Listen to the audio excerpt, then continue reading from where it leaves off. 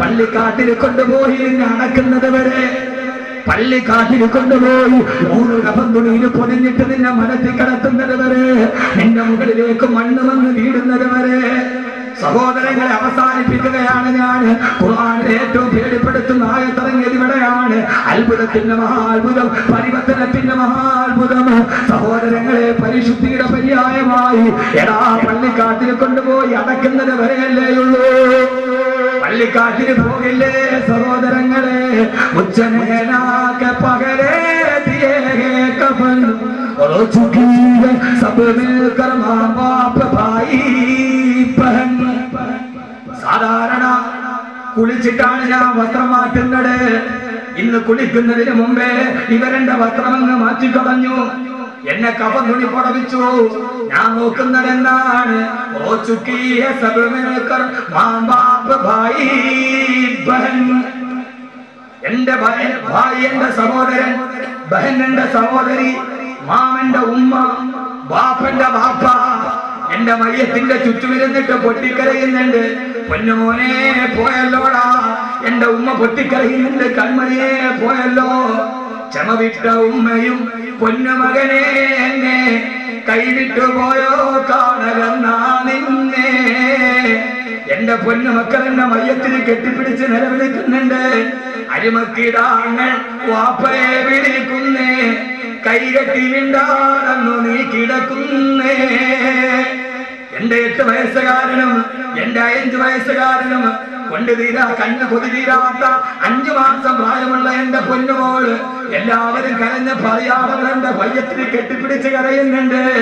സഹോദരങ്ങളെ, സഹോദരിമാരെ, ഇങ്ങനെ ഒരു ദിവസം വരാനുണ്ട്. മയ്യത്തിന് കെട്ടിപ്പിടിച്ചു മക്കളെ കരയുമ്പോ, ആ സമയത്ത് വീടിന്റെ ഉമ്മറപ്പടിയിൽ മറഞ്ഞു കിടക്കുമ്പോ സ്വന്തം മക്കളോട് പറയാൻ കഴിയണം, മക്കളെ ഉപ്പയ്ക്കൊന്നും നഷ്ടപ്പെട്ടിട്ടില്ല. ഉപ്പ നിങ്ങൾക്ക് വേണ്ടി കോടികൾ ഉണ്ടാക്കേണ്ട പൈസ കൊണ്ട് ഉപ്പ ഹാഫിളീങ്ങളായ മക്കളെ സൃഷ്ടിച്ചിട്ടുണ്ട്. ഉപ്പ മണലാരണ്യത്തിനുണ്ടാക്കിയ പൈസ കൊണ്ട് ഉപ്പ ഖുർആൻ മനഃപാഠമാക്കിയ ഹാഫിളീങ്ങൾ ഉണ്ടായിട്ടുണ്ട്. ഉപ്പയുടെ മയ്യത്തിന്റെ ചുവട്ടിലിരുന്നിട്ട് ഈ ഹാഫിളീങ്ങൾ ദുആ ചെയ്യുന്നുണ്ട്. അതുകൊണ്ട് മക്കളെ കരയണ്ട, ഉപ്പയ്ക്കൊന്നും നഷ്ടപ്പെട്ടിട്ടില്ല എന്ന് പറയാൻ കഴിയുന്ന ആത്മാവുണ്ടാവണം. അതിനുവേണ്ടിയാണ് ഫിറോസ് ഖാൻ സാഹിബ് അദ്ദേഹത്തിന്റെ വരുമാനം കൊടുത്തിട്ട് ഹിഫ്ദുൽ ഖുർആൻ നടത്തുക. ലാഭമല്ലേ സഹോദരങ്ങളെ, ലാഭമല്ലേ?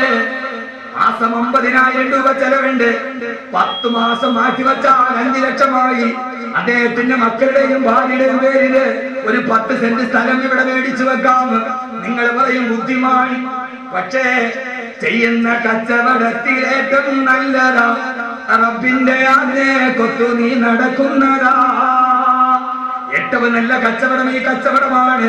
കാരണം ഖബറിലേക്ക് പോകുന്ന സമയത്ത്, ആരില്ലാത്ത സമയത്ത്, ഖബറിന്റെ ആഴം സ്നേഹിതാ നീ നോക്ക്, അതിൽ നിന്നെ മെല്ലെ ഇറക്കലും ഒന്നോർക്ക്. പിടിമണ്ണ് മാറിയിട്ടു മീതായെന്നിട്ട് എല്ലാവരും പോയി. പിന്നെ ആണ്ടതിക്കൊരു പ്രാവശ്യമാണ് വാപ്പയുടെ ഖബർ കാണുക. പക്ഷേ യഹിയാൻ വലിയ ഭാഗ്യവാനാണ്. ഖബറിലിട്ടിട്ട് ആരും പറഞ്ഞില്ല. ഉപ്പയും സഹോദരങ്ങളും തിരിച്ചു വന്നു. കൂടപ്പറപ്പ് പോയി. കണ്ടു കൊതി തീർന്നില്ല, മിണ്ടിപ്പൂതി തീർന്നില്ല, ഭാര്യയ്ക്ക് കണ്ടനുഭൂതി തീർന്നില്ല. ഗർഭത്തെ ശിശുവായ സുൽത്താൻ എന്ന പൊന്നുമോൻ ഉപ്പയുടെ മുഖം കണ്ടില്ല. പക്ഷെ കാണാൻ കഴിയും സഹോദരങ്ങളെ, ആ പൊന്നുമോൻ ഉപ്പയെ കാണുന്നവരിലെന്നും ഖുർആൻ തന്നെ പറയുന്നുണ്ട്, വല്ലദീന ആമനൂ വത്തബഅതുഹും ദുരിയത്തുഹും ബിഈമാനിൻ അൽഹഖനാ ബിഹിം ദുരിയത്തുഹും വമാ ലത്നാഹും മിൻ അമലിഹിം മിൻ ശൈഇ കുല്ലു ഇംറിഇൻ ബിമാ കസബ റഹീൻ. സ്വർഗ്ഗത്തിന്റെ സ്വർണ്ണക്കട്ടിലിൽ വാപ്പയും ഉമ്മയും ദുരിയത്തുഹും അവരുടെ മക്കളും സ്വർണ്ണക്കട്ടിലിൽ നിൽക്കുമ്പോ ഉപ്പയുടെ മുഖം കാണാത്ത സുൽത്താൻ എന്ന മോൻ ഉപ്പയോട് പറയും, ഉപ്പ മരിച്ചതിന് ശേഷമുള്ള ദുനിയാവിലെ വിശേഷങ്ങളെന്ന് അല്ലാഹുവിന്റെ വിശുദ്ധ ഖുർആൻ. അല്ലാഹു അങ്ങനെ ഒരു കുടുംബമാക്കി തീർക്കട്ടെ.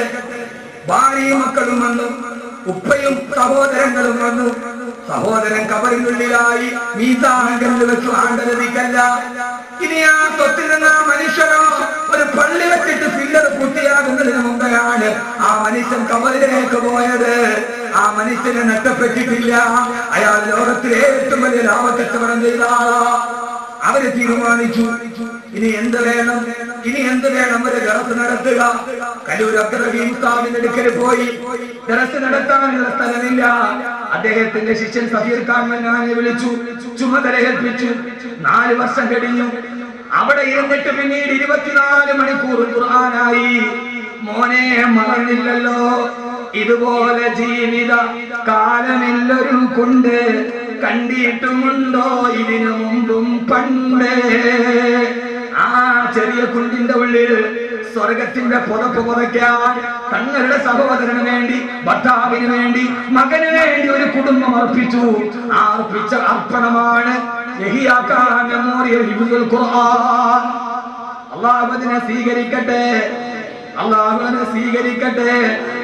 ആ മനുഷ്യൻ കബറിൽ കിടക്കുമ്പോ ഒരു വെളിച്ചം വരും. ഈ വെളിച്ചമേടാ അന സാഹിബുക്കൽ ഖുർആൻ, ഞാൻ എന്റെ കൂട്ടുകാരനായ ഖുർആനാണെന്ന് കബറിൽ അത് വിളിച്ചു പറയുമെന്ന് വിശുദ്ധനായ നബി മുഹമ്മദ് മുസ്തഫ. നഷ്ടമല്ല ഇതിൽ വലിയൊരു ലാഭം ലോകത്ത് ചെയ്യാൻ. ആ മരിച്ച സഹോദരങ്ങളെ, ആ മനുഷ്യൻ മരിച്ചിട്ടില്ല. യഹിയാക്കാണെന്ന മനുഷ്യന്റെ ശരീരമാണ് കബറിനുള്ളിൽ പോയത്. റൂഹിലാണ്. 7ാം ആകാശത്തിന്റെ മുകളിലിരുന്ന് ആ റൂഹിന്റെ ശക്തി കൊണ്ട് കാണുന്നുണ്ട് ഈ സദസ്സ്. ഉറപ്പാണ്, ഉറപ്പാണ്, ഉറപ്പാണ്.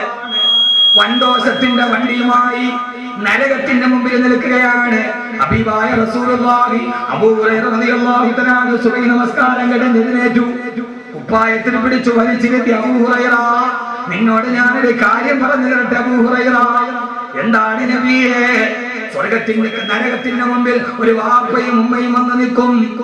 എന്നിട്ട് ആ വാപ്പയും ഉമ്മയും അത്ര തക്കവയുള്ളവരല്ല, പക്ഷെ അവരുടെ മകൻ ഹാഫിളാണ്. ആ ഉപ്പയും ഉമ്മയും നരകത്തിലേക്കുള്ള വിടും. ഈ മകൻ പക്ഷേ സ്വർഗത്തിന് പോവില്ല. അവൻ ഹാഫിളാണ്, സ്വർഗത്തിന് പോവില്ല. മലക്കുകൾ ചോദിക്കും, നീ എന്താ സ്വർഗത്തിന് പോകാത്തതെന്താ? ഞാൻ പോവില്ല, എന്റെ ഉപ്പയും ഉമ്മയും നരകത്തിലേക്ക് നിൽക്കുകയാണ്. ആ സമയത്ത് ഹാഫിളായ പൊന്നുമോൻ നരകത്തിന്റെ മുമ്പിലുള്ള പടിയിൽ ഇങ്ങനെ കറങ്ങി നടക്കും. എന്നിട്ട് അവന്റെ ഉപ്പയുടെ ഉമ്മയുടെ കയ്യിൽ പിടിച്ച് അവൻ സ്വർഗത്തിലേക്ക് വലിച്ചിടും. അല്ലാഹുവേ, ഇവരാണ് എന്നെ ഹാഫിളാക്കിയത്, ഈ ഉമ്മയാണ് എന്നെ ഹാഫിളാക്കിയത്, ഇവരാണ് എന്നെ ഹാഫിളാക്കാൻ വിട്ടത്. അവരില്ലാതെ ഞാൻ പോകില്ല റബ്ബേ. ഒരു ഹാഫിളിന് 40 പേരെ സ്വർഗത്തിലേക്ക് ശുപാർശ ചെയ്യാം.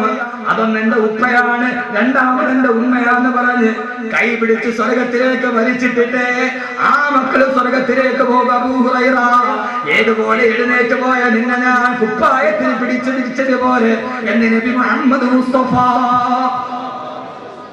അല്ലാഹു തൗഫീഖ് നൽകട്ടെ. തീർന്നില്ല.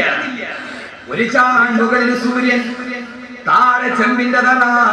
ഹിസാബിന് വേണ്ടി കിടന്നിട്ട് പിടയുകയാണ്. അമ്പിയാക്കളുടെ പുറകെ ഓടുകയാണ്. ആ സമയത്ത് ആകാശത്ത് ലോകത്തുള്ള കോടാന് ജനങ്ങൾ ഹിസാബിൽ കിടന്ന് വല്ലാതെ തീച്ചുളയിൽ വെന്തുരുകുമ്പോ സ്വർഗത്തിന്റെ മുകൾ ഭാഗത്തൊരു മിസ്കിന്റെ കുന്നിന്റെ അത്രേ. ആ മിസ്കിന്റെ കുന്നിലിരുന്നിട്ട് ആ കുന്നിലൊരു ചെറിയ വൃക്ഷമുണ്ട്, ഇസ്മുഹു തൂബ. ആ വൃക്ഷത്തിന്റെ പേര് തൂബ എന്നാണ്. തൂബ വൃക്ഷത്തിന്റെ ചുവട്ടിൽ കുറെ കുട്ടികളും കുറെ മുതിർന്നവരും ഇരുന്ന് സ്വകാര്യം പറയും, പൊട്ടിച്ചിരിക്കും. അവർക്ക് ഹിസാബില്ല. ബാക്കിയുള്ളവരൊക്കെ ഹിസാബിൽ നിൽക്കുകയാണ്. താഴെ നിൽക്കുന്ന ആളുകളുടെ മുകളിൽ സ്വർഗത്തിന്റെ മിസ്കിന്റെ കുന്നിലിരിക്കുന്ന അവരോട് ചോദിക്കും, നിങ്ങളാരാ? നിങ്ങൾക്ക് ഹിസാബില്ലല്ലോ, നിങ്ങളാരാ? സ്വർഗത്തിന്റെ കുന്നിലിരിക്കുന്നവരാരാ? ആ സമയത്ത് അവര് പറയും, ഞങ്ങളാരെന്നറിയോ?